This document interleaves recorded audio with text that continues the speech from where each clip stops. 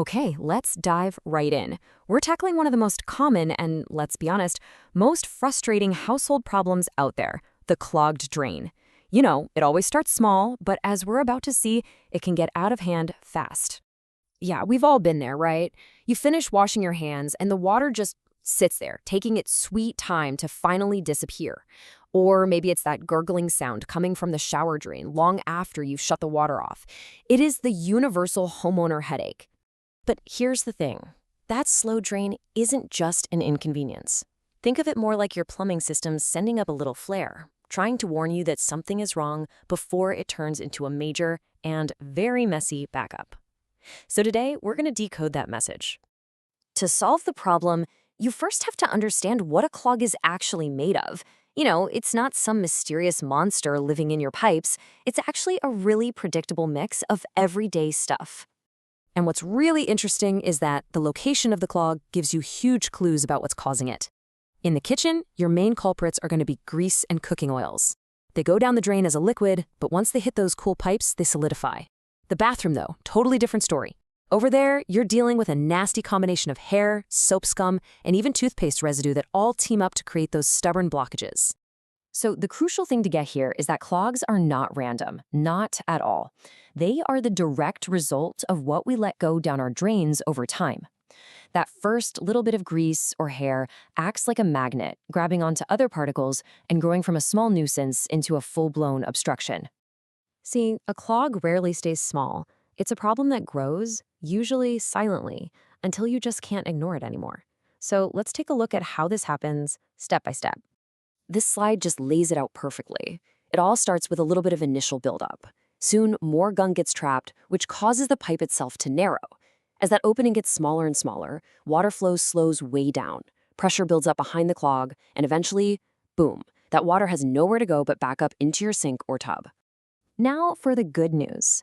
Your home's plumbing will almost always give you some hints that trouble is brewing. You just have to know what to listen for and what to look for. This right here is the key. Seriously, being proactive and just noticing these small signs can save you from a much bigger, much more expensive, and way messier problem down the road. Every single one of these is a direct symptom of that escalating blockage we just talked about. That gurgling, that's just air being trapped and displaced by the slow-moving water. And that smell, well, that's from all the material that's gotten caught in the clog and started to, well, your pipes are literally talking to you. But what if you notice these signs in more than one place at the same time?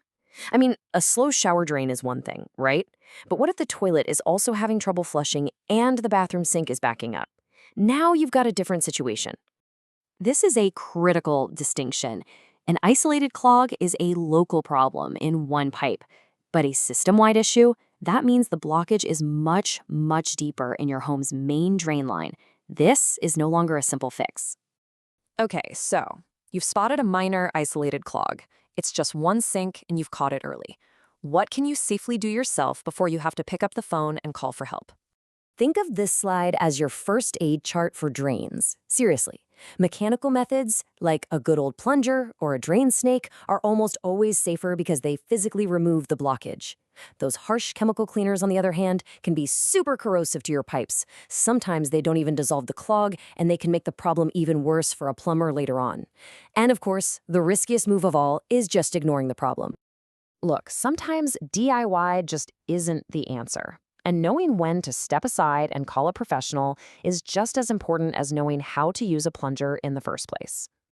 If you're experiencing any of these, it's a crystal clear sign that the problem needs professional tools and real expertise. That system-wide issue we talked about, oh yeah, that's definitely a job for a pro. And if you ever see signs of leaking water, that's an immediate drop everything and call situation. But of course, you know what's even better than fixing a clog?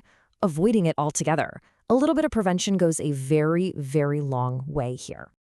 At the end of the day, these simple, consistent habits are your most powerful tool against clogs. Using a mesh strainer in the kitchen sink, a hair catcher in the shower, and just taking a second to wipe greasy pans before washing them, these things can dramatically reduce what even enters your pipes. It's that simple.